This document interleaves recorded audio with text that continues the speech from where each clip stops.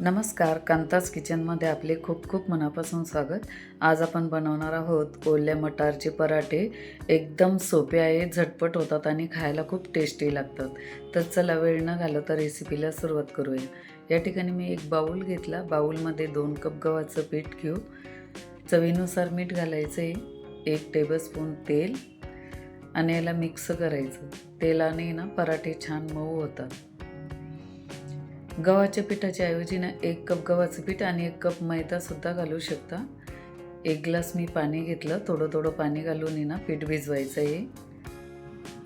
पिठामध्ये ना एकदम पाणी घालायचं नाही, थोडं घालायचं. एकदम जर पाणी घातलं ना पातळ होऊन जातं पीठ. पीठ आहे ना छान मऊ भिजवायचं आहे. जास्त पातळ पण भिजवायचं नाही, जास्त घट्ट पण भिजवायचं नाही.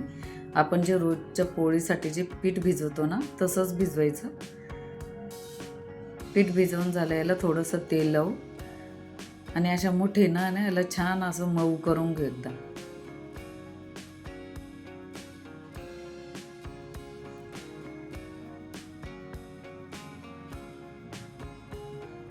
याला ना 10 मिनिट आहे ना पिठाला रेस्टसाठी ठेवू बाजूला. आता इकडे गॅसवरती ना पॅन ठेवली मी. त्यामध्ये 1 टेबलस्पून तेल घातलं आहे. त्यावरती मटार आहे ना भाजून घ्यायचे.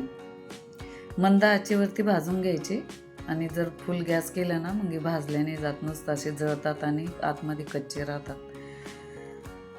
यामध्ये 2-3 कळ्या लसूणच्या टाकू, 3 हिरव्या मिरच्या, 1 इंच आल्याचा तुकडा आणि ते पण यामध्ये भाजून घेऊ. फ्रेश मटार नसेल ना फ्रोझन मटार पण तुम्ही या ठिकाणी यूज करू शकता. मटार आपले छान भाजून झाले. यामध्ये आता काही मसाले घालू. अर्धा टीस्पून हळद घालू, अर्धा टेबलस्पून जिरे पावडर, अर्धा टेबलस्पून धना पावडर, अर्धा टीस्पून आमचूर पावडर आणि चवीनुसार मीठ घालायचं. याला मिक्स करायचं. जास्त मसाले पण नाही घालायचे यामध्ये, थोडेच मसाले घालायचे, छान टेस्टी लागतं. याला पूर्णपणे थंड होऊ द्यायचं आणि मग असं मिक्सरचं छोटं भांडं घेऊन त्यामध्ये ना हे बिना पाण्याचं वाटून घ्यायचं. जाडसर वाटायचं, जास्त बारीक वाटायचं नाही.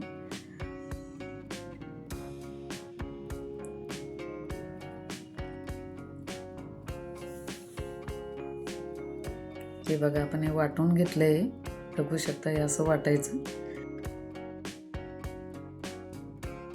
इकडे पीठ पण आपलं छान भिजलंय, मऊ झालंय, बघू शकता. पीठ आहे ना पोळीच्या पिठासारखंच भिजवायचं. जास्त निब्बर घट्ट जर पीठ भिजवलं ना काय होतं, इथलं यामध्ये जे आपण सारण भरतो ना मटारचं, मग ते त्याला चिकटत नाही आणि मग ते सारण एका बाजूला एका ठिकाणी जमा होऊन जातं. मग पराठा चांगला होत नाही. म्हणून असं पोळीच्या पिठासारखंच असं मऊ पीठ भिजवायचं याचं. आता याचे ना उंडे करून घेऊ सारख्या आकाराचे.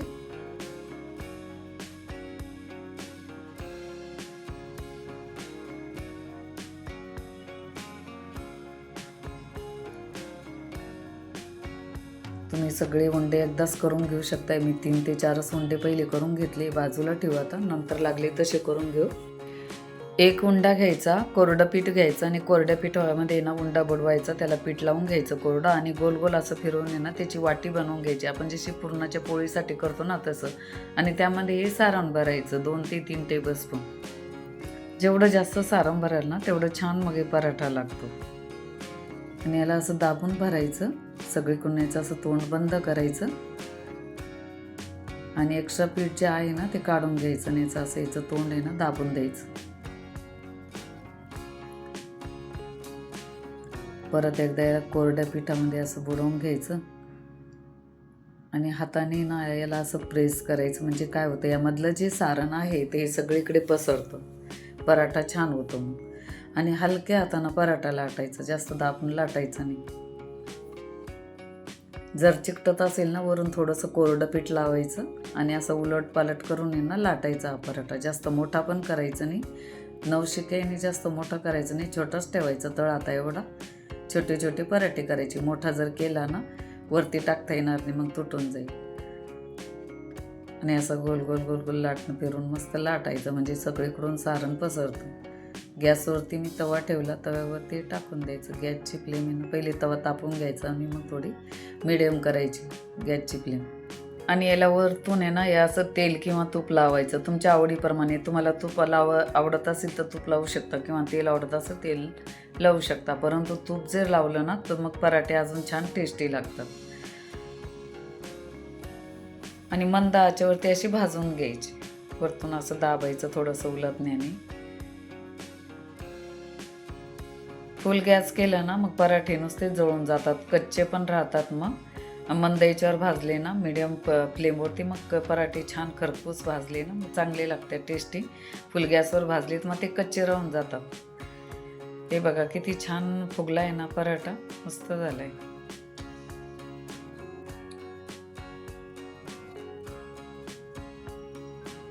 असे खरपूस भाजून घ्यायचे मस्त सगळीकडून. हे बघा किती छान झालं आहे, मस्त भाजला गेला आहे. बघा आपले सगळे पराठे करून झाले. एवढा 1 कप मटरमध्ये ना 7 ते 8 पराठे होतात बघा, खूप छान. तुम्ही एकदा करून बघा, तुम्हाला पण जमतीलच नक्की. एक पराठा आहे ना मी तुम्हाला कट करून दाखवते. हे बघा शेवटपर्यंत याचं सारण भरलेलं आहे बघा, किती छान झाले, मऊ झाले, परंतु सारण पण किती पूर्ण भरलेलं आहे, किती मस्त झाले. खूप टेस्टी पण लागतात हे पराठे ना. तुम्ही मुलांच्या टिफिनसाठी किंवा सकाळच्या नाश्त्यासाठी करू शकता. हे दह्याबरोबर, रायत्याबरोबर, लिंबू लोणचं, कैरी लोणचं बरोबर छान लागतात. व्हिडिओ आवडला तर व्हिडिओ लाईक करा, शेअर करा, सबस्क्राईब करा. थँक्यू.